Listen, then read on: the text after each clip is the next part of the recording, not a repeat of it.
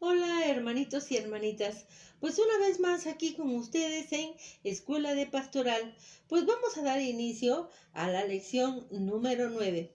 Antes de empezar la lección, te pido que te suscribas a nuestro canal para que la palabra de Dios se siga propagando y así tú también contribuyas a la evangelización que Dios nos pide. Bueno, pues el tema del día de hoy es el pueblo escatológico, que nos habla de lo siguiente, pero lo más característico de este pueblo de Dios es su trascendencia a la eternidad. Lo hemos contemplado único y sin confusión posible con ningún otro pueblo. Él revela a Jacob su palabra, sus preceptos y sus juicios a Israel. No hizo tal con ninguna nación, ni una sola sus juicios conoció. Ese pueblo único que arranca de Abraham y su progenie, según la carne y se prolonga hasta nuestros días por la descendencia de Abraham, según la fe, a través de las generaciones y de los siglos, van entretejiendo su historia con la historia de todos los pueblos de la tierra en una aparente igualdad de desarrollo y de destino. Pero no es así. Es un pueblo eminentemente escatológico, del griego catos, lo último, logo, ciencia o tratado. Es decir, es un pueblo que tiene relación con las cosas que habrán de sobrevenir al final de los tiempos. En un sentido más amplio, quiere decir que este pueblo no se limita a una vivencia actual del momento, con quien vive solo para hoy, para las cosas temporales. No, este pueblo desde siempre intuyó en su devenir un futuro misterioso, pero cierto. De este modo, en el Antiguo Testamento, Israel es un pueblo escatológico, porque, aunque su idea de eternidad y destino es la vida eterna, es al principio nulo por cuanto la promesa se le presenta en cosas propiamente temporales. Más tarde, con los profetas, poco a poco, va descubriendo destinos superiores. Ciertamente conservó siempre una idea escatológica, aunque a corto plazo, es decir, su escatología no trasciende los tiempos mesiánicos. Israel vive la idea de la venida de un Mesías, pero con realizaciones temporales. Podríamos decir que es una mezcla de lo temporal con lo propiamente escatológico. Se sienten los judíos protagonistas de un mesianismo. Esperan que nazca un Mesías de entre ellos, pero mesianismo y Mesías les son confusos en cuanto que para qué y cómo ha de ser. De aquí que sean muchos de ellos los que a la vista de Jesús sufran una decepción. Ni era ese tipo de Mesías que esperaban, ni checaba con sus ideas de doctrina de paz, perdón, humildad, contradicción de sí mismo y austeridad que Jesús les ofrecía, aunque los discípulos más cercanos de Cristo pronto entreven la diferencia propiamente, pasan ciegos los 3 años de vida pública del Maestro. No dejan de mantener la ilusión del reinado temporal y los primeros lugares en él. Y aún hay quien le reproche al Señor por el arrojo de marchar a Jerusalén, exponiéndose a una muerte segura. Para todos, se puede decir, la muerte en el patíbulo de Cristo suena a derrota total y definitiva, y el desánimo llega a niveles de desolación. Las primeras noticias de resurrección son son apenas atendidas y más bien se toman como figuraciones de las mujeres que se han adelantado al sepulcro. Figuraciones de las mujeres que se han adelantado, pero la sorpresiva presencia del Señor en medio del cenáculo cerrado por temor a los enemigos del pequeño grupo, cambia definitivamente la mentalidad de aquellos hombres rudos y hasta entonces groseramente realistas. No cabe duda, Jesús ha resucitado. Luego entonces, el destino de nuestro pueblo no termina con la muerte. La narración de los de Maús acerca de cómo el Señor les hizo repasar las escrituras para confrontar la trascendencia de lo sucedido es viva imagen de lo que todos esos experimentaron, una revisión total de los 3 años pasados al lado del Maestro, sus enseñanzas, sus predicciones, sus advertencias, y de todo ello, así mirado, sacaron una convicción. El destino del nuevo pueblo de Dios no se limitaba a los dimes, a las dimensiones pobres del tiempo, sino que iba más allá, mucho más allá, traspasaba las barreras de la muerte para prolongarse sin término de la eternidad, inesperado y arrebatador destino. Ante tan grave convicción, ¿quién no se lanza a la aventura de extender el reino y dar la vida por él? Los 40 breves días de la post-resurrección del Señor fueron en mucho por él dedicados a fincar más y más en aquellos. Así, transformados la convicción de la importancia de su destino, de esa manera, al llegar el momento supremo de la separación temporal y terrena, el último mandato de Cristo es de escatología suprema a la pregunta aún influida por ideas arrastradas: Señor, ¿es ahora cuando vas a restablecer el reino de Israel?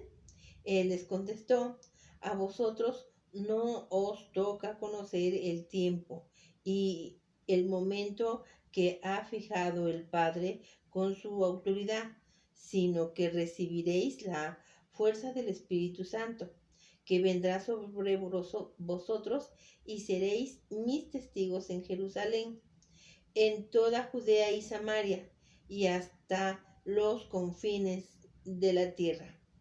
Y dicho esto, fue levantado en presencia de ellos, y una nube le ocultó a su vista. En Hecho 1, 6, 9.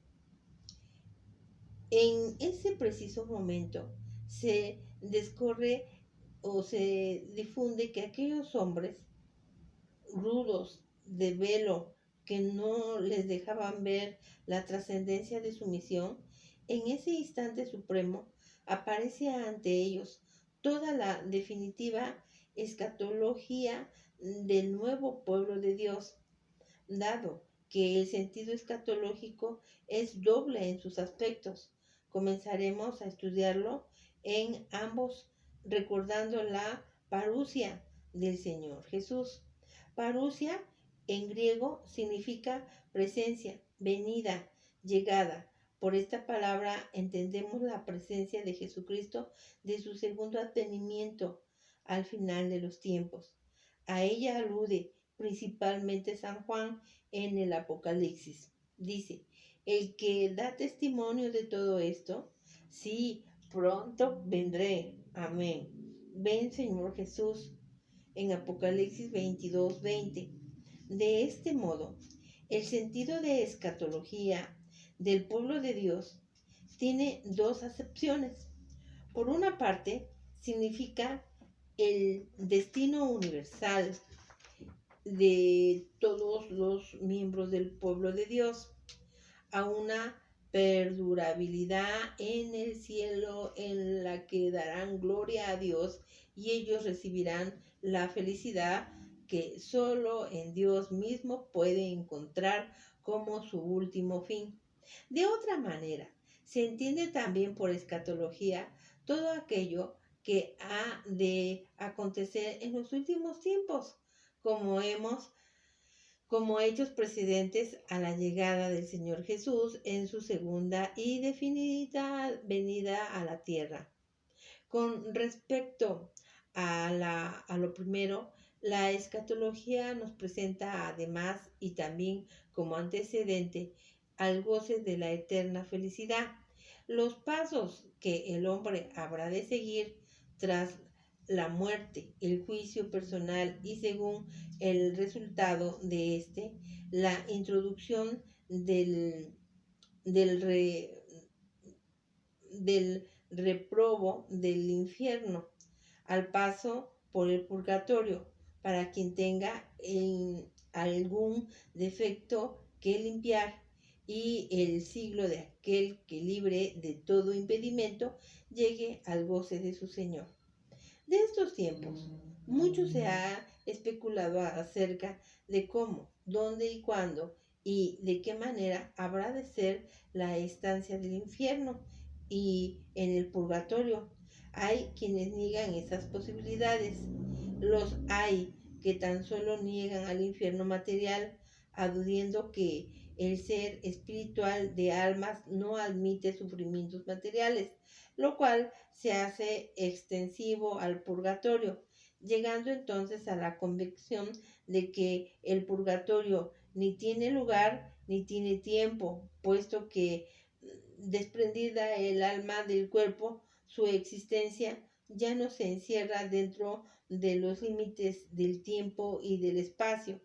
Las conjeturas parecen en este material hundir al hombre en perplejidades que al final de cuentas son cosas de mínima importancia en la vida práctica.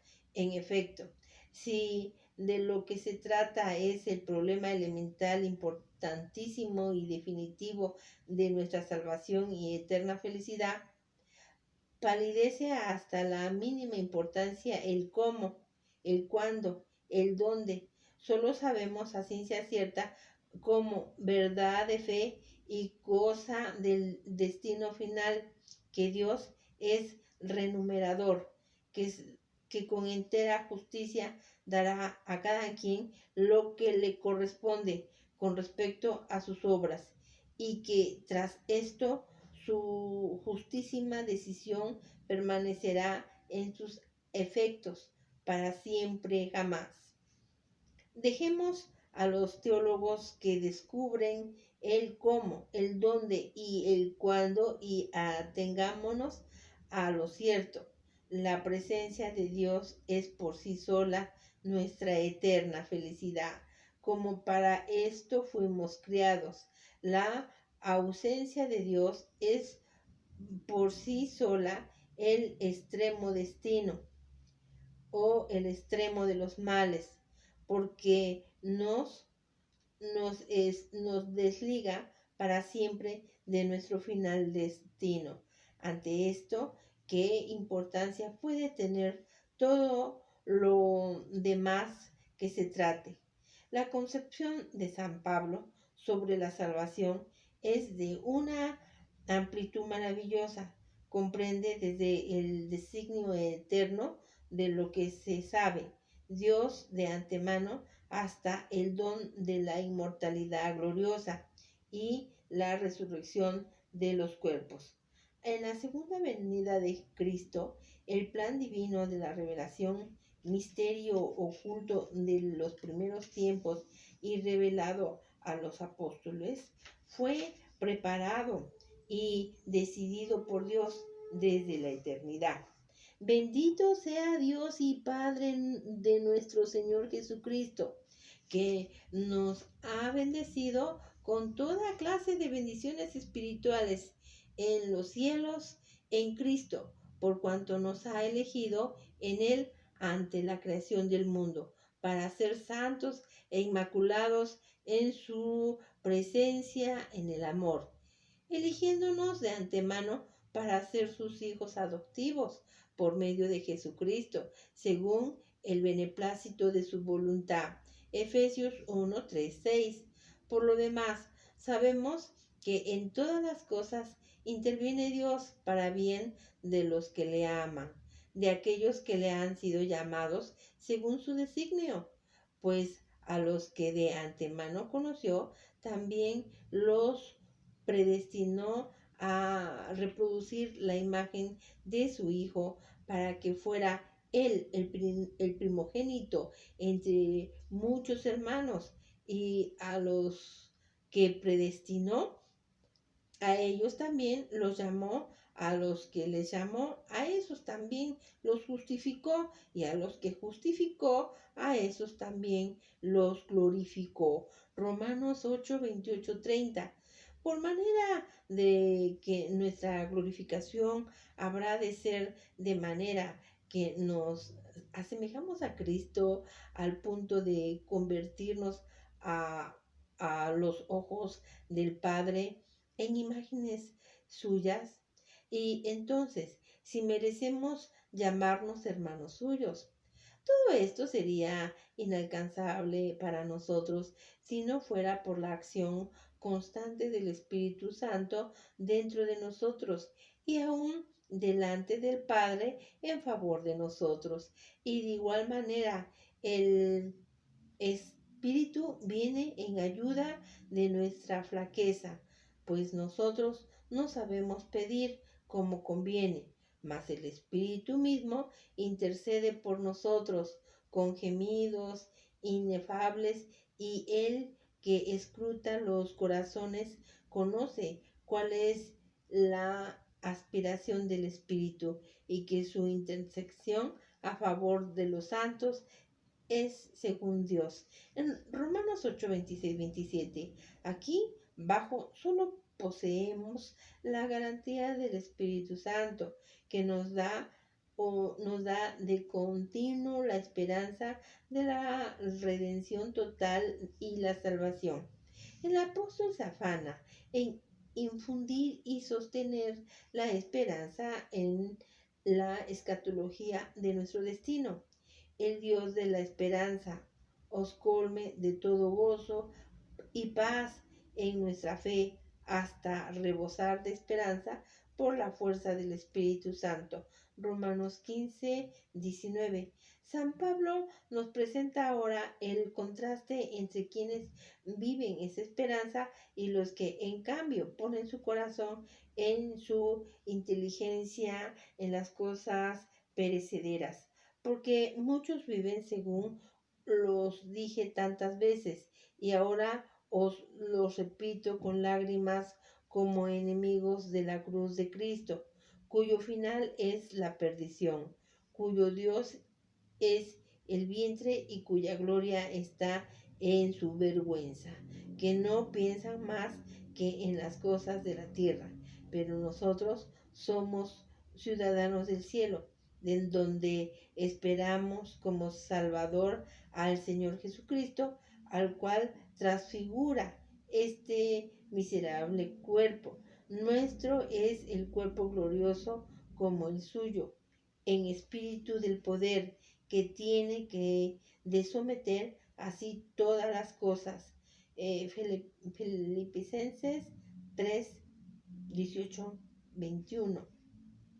Ojalá pudiéramos imitar a San Pablo en aquello que mira a la preparación para la vida eterna, de manera que de verdad dejadnos todo, nos aferramos a la cruz de Cristo y nos entreguemos al servicio de Dios y de su iglesia, en lo que encontraremos la más firme seguridad de nuestra salvación. Ahora me alegro porque los padecimientos que soporto por nosotros, y completo en mi carne lo que falta a las tribulaciones de Cristo, en favor de su cuerpo, que es la iglesia, de la cual he llegado a ser ministro conforme a la misión de Dios me concedió el orden a vosotros, para dar cumplimiento a la palabra de Dios. La fe intrépida y la espera inquebrantable de San Pablo aparecen contagiosas en su despedida a Timoteo. Porque yo estoy a punto de ser derramado en liberación y en el momento de mi partida es inminente. He competido en la noble competición, he llegado a la meta de la carrera, he conservado la fe y desde ahora me aguarda la corona de la justicia que aquel día me entregará el Señor, el justo juez, y no solamente a mí, sino también a todos los que hayan esperado con amor en su manifestación. 2 de Timoteo 4:6. En su brevedad, todo un testimonio para los suyos. Parece querer hasta el último momento dejar un legado de fe, de esperanza, de amor, de fe y de fidelidad de un Dios que se ha comprometido, de esperanza en su justicia renumeradora, de amor eternamente capaz de llenar nuestro corazón y ser muy y de nuestra felicidad. Dejemos ahora que San Pablo nos advierta acerca del cúmulo de riesgos que entraña la proximidad de la parucia de Jesucristo, por lo que respecta a la venida de nuestro Señor Jesucristo y de nuestra reunión con Él. Os rogaos, hermano, que os dejéis alterar tan fácilmente en nuestros ánimos, ni os alarméis por alguna manifestación profética, por alguna palabra o por alguna carta presentada como nuestra, que os haga suponer que está inminente el día del Señor. Que nadie os engañe de ninguna manera. Primero tiene que venir la apostasía y manifestarse el hombre impío, el hijo de perdición, el adversario que se eleva sobre todo lo que lleva el hombre de Dios o es objeto de culto, hasta el extremo de sentarse el miedo en el santuario de Dios y proclamar en el mismo es Dios. ¿No es, acordáis, que ya os dije esto cuando estuve entre vosotros? Vosotros sabéis que es lo que ahora le refiere, para que se manifieste en su momento oportuno, porque el misterio de la impiedad ya está actuando. Tan solo con que sea quitado de un medio el que ahora le retiene, entonces se manifestará el limpio, a quien el Señor destruirá con el soplo de su boca y aniquilará con la manifestación de su venida. La venida del limpio estará señalada por el influjo de Satanás con toda clase de milagros, señales, prodigios, engaños y todo tipo de maldades que seducirán a los que han de condenar por no haber aceptado el amor a la verdad que les hubiera salvado. Por eso Dios les envía un poder seductor que les hace crecer en la mentira para que sean condenados todos cuantos no creyeron en la verdad y prefirieron la iniquidad. Nosotros, en cambio, defendemos dar gracias o debemos dar gracias en todo tiempo a Dios por vosotros, hermanos, amados del Señor, porque Dios os ha escogido desde el principio para la salvación mediante la acción santificadora del Espíritu y la fe en la verdad. Para esto os he llamado por medio de nuestro Evangelio, para que consigáis la gloria de nuestro Señor Jesucristo. Así pues, hermanos, manteneos firmes y conservar las tradiciones que habéis aprendido de vosotros, que viva voz y por carta, que el mismo Señor nuestro Jesucristo y Dios, nuestro Padre, que nos ha amado y que nos ha dado gratuitamente una conciliación eterna y una esperanza dichosa, consuele vuestros corazones y los afiance en toda obra y palabra buena. 2 de Timoteo 2:1-17. Es la preocupación del pastor por sus ovejas que trasciende palabra, que por otra parte son aún hoy día valederas, angustias y temores por no ser entendido o sus advertencias tomadas en serio. Todo ello es en sí escatología. En cuanto a cómo puede realizarse en la eternidad la escatología de este pueblo nuevo de Dios, solo sabemos que su plenitud, aquella para que hemos sido creados en lo individual y comunitario, es cosa cierta, pero la parte final del misterio, el apóstol nos presume de saber más que nosotros, pero sus palabras ayudan a elevar el pensamiento. Oh, abismo de la riqueza, de la sabiduría y de la ciencia de Dios, cuán insondables son sus designios e inescrutables sus caminos. En efecto, ¿quién conoció el pensamiento del Señor?